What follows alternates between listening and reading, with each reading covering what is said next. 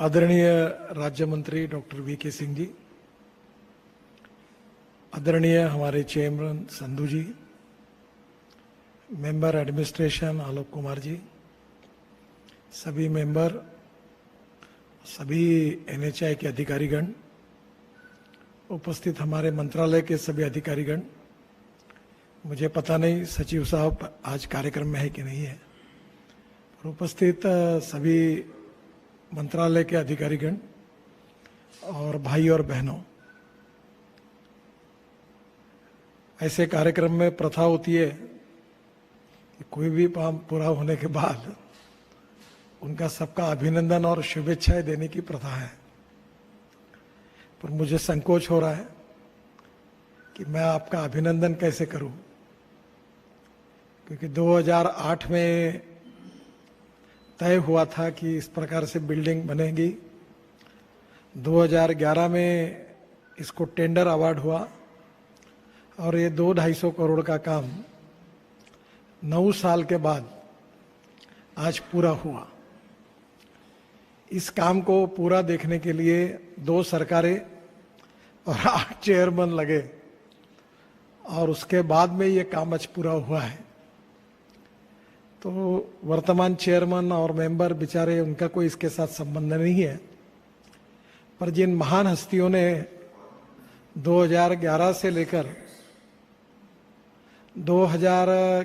लेकर 2020 तक इस पे काम किया है, उनके संभव हुआ तो चेयरमैन साहब उन सब सीजीएम और जीएम इनके फोटो एक बार इस ऑफिस में जरूर लगा देना कि जिन्होंने 9 साल इस काम को केवल निर्णय न करने के कारण देरी की, और इसके लिए उन्होंने जो 9 साल की देरी की, कम से कम उनका इतिहास भी सामने आए। आप और हम गौरव से कहते हैं कि दिल्ली मुंबई हाईवे अब हम 2 साल में पूरा करेंगे, 80,000 1 लाख करोड़ का। तो 1 लाख करोड़ के काम के लिए हमने 3 साल 3.5 साल अगर लगेंगे, और ये 200 करोड़ के काम के लिए हमने 10 साल लगाए, तो ये कहीं ना कहीं अभिनंदन करने वाली बात तो नहीं है। मैं आपके लिए तो कुछ कहूँगा नहीं, पर मुझे इस बात की शर्म आती है, इतना आपके सामने जरूर कहूँगा। आपको संभव हुआ तो ये बात कही जाएगी, क्योंकि मैंने इसके लिए 2-3-4 मीटिंगें ली थी। ये जब काम फंसा हुआ था तो मुझे भी काफ़ी जानकारी है, और अभी सरकारी पद्धति के अनुसार कॉन्ट्रैक्टर पर ब्लेम डालकर वो एनसीएलटी में गया, और एनसीएलटी में जाने के कारण ये हुआ। धीरे ऐसे करके एक रिकॉर्ड तैयार किया जाएगा। पर इसमें सबसे इम्पोर्टेंट चीज़ यही है कि जो विकृत विचार रखने वाले लोग हैं, जिन्होंने एनएचआई में निर्णय नहीं करना, और निर्णय करना तो काम करने के बजाय कॉम्प्लिकेशंस पैदा करना, तो ये भी 13 साल से 12 साल से चिपके हुए हैं। और मालूम नहीं, जो भी चेयरमैन और मेंबर आता है उसके गाइड एंड फिलोसोफर वही लोग बनते हैं जो पूरी तरह से निगेटिव है और विकृत है। उनकी ऑनेस्टी और इंटीग्रिटी के बारे में डाउट नहीं है, पर उनकी विचारधारा टोटली विषकन्या जैसी है। और ऐसे विकृत लोगों को आज भी गाइड एंड फिलोसोफर के रूप में ऊपर से लेकर नीचे तक सभी लोग क्यों यूज करते हैं, इसका मेरे मन में बड़ा आश्चर्य लगता है। और ये सीजीएम और जीएम के आपके जो परंपरा है वो कितनी निकम्मी है, कितनी नालायक है, इसका उदाहरण ये बिल्डिंग के डीले में हुआ है। तो मैं आपसे अनुरोध करूंगा कि कम से कम अब आज बिल्डिंग पूरी हुई है, तो ये 11 साल में जिन्होंने हैंडल किया, उसने कितने कितने साल डिसीजंस नहीं लिए, कैसे रोक के रखा, इसका एक रिसर्च पेपर जरूर तैयार करिए। मैंने बहुत बार आपको कहा था कि एनएचआई को रिफॉर्म करना चाहिए। आपकी जो रिक्रूटमेंट है, जो अधिकारी आप लेते हैं, वही बेसिक रॉ मटेरियल सबसे खराब है। आपको जो फ्रेश आईआईटी के अच्छे इंजीनियर्स आते हैं उनको हम रख नहीं पाते, वो चले जाते हैं और प्राइवेट सेक्टर में बड़े बड़े पोस्ट पर चला जाता है। और जो स्टेट गवर्नमेंट में काम करने के लायक नहीं होते, ऐसे लोगों की बड़ी मालिका एनएचआई में भर भर के हमने उनको प्रमोट करके सीजीएम और जनरल मैनेजर बनाते हैं। और आपने अच्छा हुआ कार्रवाई की बीच में कॉन्ट्रैक्टर और इनके ऊपर, पर जिनके डिजाइन्स गलत हुए, जो कंपनियां अच्छी काम नहीं करती, जो इंडिपेंडेंट इंजीनियर अच्छे काम नहीं करते, जो सीजीएम और जीएम अच्छे काम नहीं करते, जो आरओ अच्छे काम नहीं करते, जो पीडी अच्छे काम नहीं करते, उनके लिए अभी तक मेरे कान पर कभी नहीं आया कोई कार्रवाई हुई। और ये जो सीजीएम है जिनके भरोसे मेंबर एनएचआई काम करते हैं, अभी तो मुझे पता चलता है कि मेंबर को पता ही नहीं है कि कहाँ क्या हो रहा है। वो अनेक इमरजेंसी मैटर तक भी मेंबर को नहीं बताते हैं।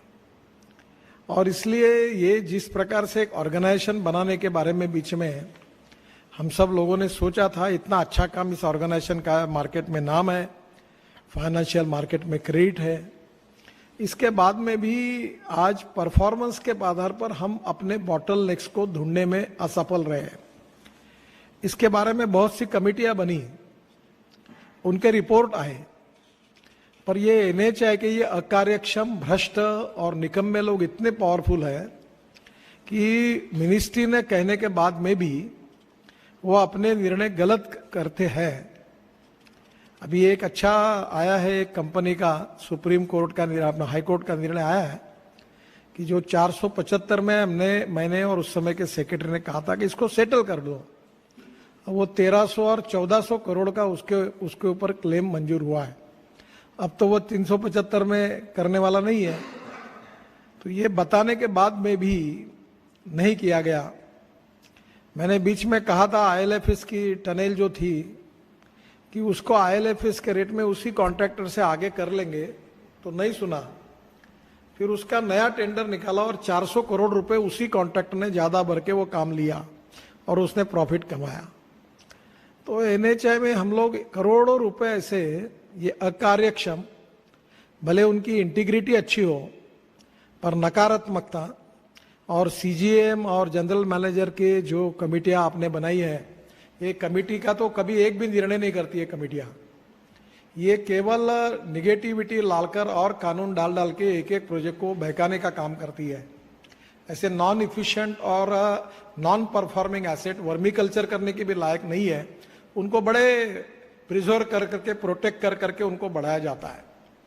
लीना नंदन जी आई थी तब एनएचआई को रिफॉर्म करने के लिए आया था, कमेटी बनी थी, एक मलेशिया की कमेटी बनी थी, मैंने रिपोर्ट बनाया पर कुछ काम नहीं किया गया। और मुझे लगता है इस बात का दुख है कि इतनी बड़ी ऑर्गेनाइजेशन को इस प्रकार से कोई निगेटिविटी रखने वाले लोग हावी होकर, जो मिनिस्ट्री की भी बात न सुनते हुए कर रहे हैं। मेरा तो नाम हो गया है, चाहे एनएचआई के कारण हुआ, मिनिस्ट्री के कारण हुआ, मैं तो वर्ल्ड में बन गया मेरा ब्रांड। अब मुझे रोड कितने किलोमीटर बनना है उससे ज्यादा ये यहाँ काम करने वाले कितने लोगों को टर्मिनेट, सस्पेंशन, उनके सीआर खराब किए मैंने, और कितने लोगों को यहाँ से हकाला, ये अब मेरे जीवन का टारगेट है। और मैं मिनिस्टर की पावर को भी जानता हूं। मेरा दुर्भाग्य ये है कि मेरा स्वभाव बहुत सहृदयी, संवेदनशील और लोगों का बुरा करने का नहीं है, और इसलिए जब भी मौका आता है तो मैं फिर से उसको भूल जाता हूं या मैं टाल देता हूं। पर अब मुझे लगता है कि अब इनकी धुलाई करने में कोई दूसरा पर्याय नहीं है। मैं क्षमा मांगता हूं चेयरमैन साहब की और अभी आज के मेंबर की, क्योंकि वो उस समय थे ही नहीं, तो मेरा उनके ऊपर कोई रोष नहीं है।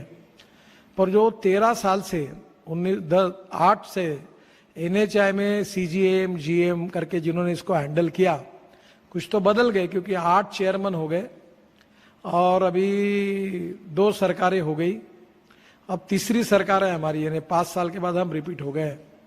तो हमको ये बिल्डिंग देखने के लिए 10 साल लगे, तो मैं क्या आपका अभिनंदन करूं। तो अभिनंदन करने के लिए भी मुझे शर्म आती है। तो ये मैं अपनी शर्म पर बात कर रहा हूं, मैं आपको तो कुछ कह नहीं सकता क्योंकि वो ठीक नहीं होगा। और अभी भी एनएचआई की इस सब डिलेज का जब तक अध्ययन नहीं होगा, और अध्ययन होने के बाद जब तक इस बात का पता नहीं चलेगा कि इसमें क्या प्रॉब्लम्स है, क्या बॉटलनेक्स है, क्यों ये नहीं हुआ, इसके ऊपर अगर आप जब तक निर्णय नहीं करोगे और वही लोग बैठ के वही करेंगे, तो मुझे लगता है कि ये देश के लिए अच्छा नहीं है। हम लोग एक बहुत अच्छी ऑर्गेनाइजेशन है और हमारे ऑर्गेनाइजेशन में गधे और घोड़े बराबर हम लोग ट्रीट करते हैं, हमें भी देखना होगा कि हमारे काम के घोड़े कौन से हैं और गधे कौन से हैं। जो काम के नहीं है उनको दूसरे डिपार्टमेंट में जाने दो। सरकार में ऐसे लोगों को आखिरी तक प्रमोशन भी मिलता है और हमारे जैसे उदार लोग उनको 10 में से 9, 10-10 मार्क CAR देते हैं और वो जाएंगे जहां जाना है, जाने दो उनको। पर कम से कम अपने NHI को इससे सुधारो। 3-4 रिपोर्ट पड़े हुए हैं। लीलानंदन जी के समय मैंने कहा था, अभी भी मैं कहता हूं, अभी मुझे ये मेरे भी प्राइवेट सेक्रेटरी IAS ऑफिसर है, तो अब मुझे उनको पूछते हुए शर्म आती है कि क्या हुआ। तो मुझे लगता है कि मैं ऐसे नॉन परफॉर्मिंग लोगों के साथ क्यों काफी तीव्र भावना इस समय व्यक्त कर रहा हूं। कोई बिल्डिंग तो अच्छी दिख रही है, आर्किटेक्ट कंसल्टेंट ने अच्छा किया, वो भी शायद बीच में बदले थे, मालूम नहीं क्या हुआ। और इसलिए मैं कभी बिल्डिंग देखने के लिए आऊंगा, बेचारों ने काम तो किया होगा, पर मेरा पूरा मत बना है कि 80% डुबाने का काम तो तुम्हारे CGM और GM ने किया है। और मुझे ये भी पता है कि जब रिपोर्ट मांगेंगे तो कंसल्टेंट के नाम पर और कॉन्ट्रैक्टर के नाम पर और वो NCLT गया करके, तो वो NCLT तुम्हारे कारण ही गया। तो ये इस प्रकार के जो लोग नॉन परफॉर्मिंग, डिसीजन न करने वाले, टोटल निगेटिव, और ये कमेटियां बना बनाकर कोई निर्णय नहीं करना और डिले करना, इस प्रकार से जो बैठी हुई सिस्टम है इसको आप डिमोलिश करो। और NHI के प्रति सरकार ने, अपने मिनिस्ट्री ने काफी रिफॉर्म स्वीकार किए है। लीलानंदन जी को बताया था, वो रिपोर्ट दे के भी मुझे गई है और उसके बाद भी वो रिपोर्ट को इम्प्लीमेंटेशन करने के बारे में कोई इनिशिएटिव नहीं लिया गया। और अभी एक की बातें जो आती है अभी धीरे धीरे ध्यान में, तो एक एक बातों में बहुत सी गड़बड़ियां भी होती है। मैं ग्रास रूट पर काम करने वाला हूं, इसलिए मुझे क्या नीचे में होता है ग्रास रूट पर इसकी काफी जानकारियां रहती है। और इसलिए transparent, time bound, result oriented, qualitative और करप्शन फ्री स्मार्ट ऑर्गेनाइजेशन, जिसकी टोटल सिस्टम कंप्यूटराइज हो, ई गवर्नेंस हो। अभी भी कोई भी काम के लिए किसी भी मेंबर को फोन करो तो मैं वो बोलता है मैं देख के बताता हूं। अब मैं मिनिस्टर होने के बाद अगर कोई MP मुझे मिलता है तो रोड की बात करता है तो मैं विदाउट रेफरेंस उसको बोलता हूं यहाँ ये प्रॉब्लम था। तो कम से कम मुझे इतनी जानकारी हुई है तो मेंबर को क्यों नहीं होती है, मुझे आश्चर्य लगता है। इसका कारण उसका रिव्यू नहीं होता होगा। तो मुझे अभी ये भी संकोच होता है कि आदरणीय राज्य मंत्री VK सिंह जी ने मेरा यशस्वी मंत्री करके उल्लेख किया। अब ये अगर बात बाहर जाती है, और मैं तो चाहता हूं जानी चाहिए, मुझे भी एक्सपोज होना चाहिए, करना चाहिए मीडिया ने, और आपको भी पूरी तरह से उतारना चाहिए, और ताकि ये पूरा चौराही पर आ जाए, चौक पर, ताकि जो सच का सच और झूठ का झूठ, दूध का दूध और पानी का पानी हो जाए। और जिसको खाना है वो गालियां खाए लोगों की, जनता की, क्योंकि ये जनता की प्रॉपर्टी है। अब संवेदनशीलता कुछ होगी तो मेरी बातों का कुछ तो भी समझ में आता होगा। तो जो लोग सुधरेंगे, तो नहीं सुधरते उनको आप रास्ता क्यों नहीं बताते, यही तो मेरा प्रॉब्लम है। और इसलिए मैं वर्तमान चेयरमैन को इस बात के लिए अभिनंदन करूंगा, धन्यवाद दूंगा कि उन्होंने 8वें, वो भाग्यवान चेयरमैन है कि उन्होंने कम से कम इस काम को पूरा किया है। वो जो 7 चेयरमैन गए, उनका दोष के कारण उनको मैं कोई टिप्पणी उनके ऊपर करूंगा नहीं, ना उनका कोई दोष है, और आलोक कुमार जी पर नहीं करूंगा। पर एक बार उनसे मैं अनुरोध करूंगा कि इसकी हिस्ट्री 11 साल की वो बराबर लिखकर एक किताब तैयार करिए, और जिन्होंने डिले किया उनके फोटो भी लगा दीजिए वहां। जिन्होंने निर्णय नहीं किए, डिले किया, इतने दिन नकारात्मकता रखी, उनके रखिए, ताकि ये भी एक केस स्टडी करके जनता की अदालत में जाए। क्योंकि आखिर हम सब लोग, मालिक हमारी जनता है, वी आर द ट्रस्टीज। और इसलिए इस प्रकार के काम करके, और कॉस्ट कितनी बड़ी होगी मालूम नहीं, पर 50-60 करोड़ का तो चूना पक्का लगाया होगा। क्योंकि जब एस्केलेशन होगा, डिले होगा, तो उसके क्लेम्स आएंगे कॉन्ट्रैक्टर के, और फिर वो क्लेम्स आकर फिर वो सुप्रीम कोर्ट तक जाएगा, और फिर वो क्लेम्स भी आप देंगे। और बाकी ये जो जनरल मैनेजर और CA में, इनके प्रमोशन बराबर होते रहेंगे, इनके CR अच्छे रहेंगे और ये प्रमोट होंगे, और यही फिर हमारे छाती पर CGM प्रमोट होके मेंबर करके भी अप्लाई करेंगे और हमारे छाती पर फिर आएंगे, और ऐसे नॉन परफॉर्मिंग एसेट को हमको मेंबर बनाएंगे और फिर और सत्यानाश करेंगे हमारा। तो ये विष कन्या जैसे लोग घुसे हुए हैं, इनको कुछ ना कुछ करके, कुछ तो भी परफॉर्मेंस ओरिएंटेड NHI को बनाने में आप जरूर निर्णय करिए, आपके लिए मिनिस्ट्री की तरफ से पूरा सपोर्ट है। सेक्रेटरी और चेयरमैन दोनों अच्छे हैं, मुझे लगता है कि इस समय वो जरूर करे, देरी से क्यों ना हो, पर ये प्रथा है लोकतंत्र में, सिस्टम में, कि जो भी होता है उसका अभिनंदन और शुभेच्छाएं करनी पड़ती है। पर मेरे मुंह से शब्द ही नहीं निकल रहे क्योंकि मैं नाटकी नहीं हूं। तो NHAI का मैं बहुत अच्छा अभिनंदन करता हूं, कॉन्ट्रैक्टर और कंसल्टेंट का। ये मेरे बहुत कोशिश करो पर मेरे मुंह से नहीं निकल रहा है, तो मैं अब अभिनंदन तो नहीं करूंगा, पर मैं आपको धन्यवाद दूंगा कि देरी से क्यों ना हो आपने ये काम पूरा किया है। और अभी जो NHAI के रिफॉर्म के लिए जो बातें हैं उसको आप गति दीजिए और उसके बारे में जरूर इस सिस्टम को चेंज करिए। और मैं और सोच रहा हूँ कि मेरे हाथ में मैं CGM GM की बदली ट्रांसफर अब अपने हाथ में लूँ, उनके CR सब मेरे पास में बुलाऊं और हाईएस्ट अथॉरिटी करके इनका जब तक मैं अभी आपको नहीं करना है तो मैं इनका बैंड बजाता हूं। और आपको जो जो ऐसे निकम्मे नालायक और निगेटिव लोग हैं, we are coming here for to get it done. हम काम करने के लिए आए हैं। हम लोग दुनिया भर की बातों को जोड़ जोड़ के केसेस बनाने के लिए और डिले करने के लिए नहीं आए। और मंत्री ने बार बार समझाने के बाद भी अगर अकल नहीं आती तो इनको निकाल के बाहर फेंकना चाहिए। और ये मेरी तीव्र भावना आज मैं व्यक्त कर रहा हूं। तो मैं इतना कठोर बोल रहा हूं तो मुझे भी अच्छा नहीं लग रहा है, क्योंकि मुझे भी दुख हो रहा है इस बात का। पर ये जो 11 से लेकर अभी तक जो लोगों ने ये जो परफॉर्म किया है, वो कौन से लोग NHAI में है और गए हैं वो ढूंढो और उनके जरूर फोटो लगाओ। जैसे अच्छे लोगों की केस स्टडी होती है तो जो कार्यक्रम करते हैं अशोका होटल में, अच्छा कॉन्ट्रैक्टर, अच्छा मेंटेनेंस, तो ये भी 11 साल तक जो उन्होंने रुकवाया, ये CGM को बुलाओ और इनको गांधीवादी गांधीगिरी करने के लिए इनको भी एक पुष्पगुच्छ दो कि इन्होंने 11 साल रोका, 3-3 साल कमेटियां बनी, निर्णय नहीं किए और ऐसे निकम्मे हैं, इनका भी हम सत्कार कर रहे हैं कि फोटो छपवाओ और NHAI में भी लगा दो। वो ये बिल्कुल लगना चाहिए, क्योंकि ये लोगों को समझना चाहिए कि ये ऐसे कौन लोग हैं निकम्मे जो बैठे हुए हैं। मुझे मालूम नहीं कितने लोग रिटायर्ड हो गए, कितने ट्रांसफर हो गए। रिटायर्ड हो गए वो तो फ्री हो गए, ट्रांसफर हो गए वो चले गए। तो मुझे लगता है कि अब आगे चलकर भी हमारे काम में सुधार करने में एक जिम्मेदारी है आप सबकी। और इस प्रकार का NHAI एक transparent, time bound, result oriented होगा। मैं तो बहुत कुछ कोशिश कर रहा था पर अच्छे भाव से तो कुछ होता नहीं, क्योंकि निर्णय नहीं होते। तो अब तो मैं भी समझने लगा हूं कि कुछ तो ठोक पीट करने के बिना नहीं होता। इसलिए मेरी भावना काफ़ी कड़क शब्दों में मैंने व्यक्त की है। मैं नए चेयरमैन को और मेंबर को धन्यवाद देता हूं, क्योंकि अब बिल्डिंग पूरी हुई, कम से कम 10 साल के बाद तो भी हुई है।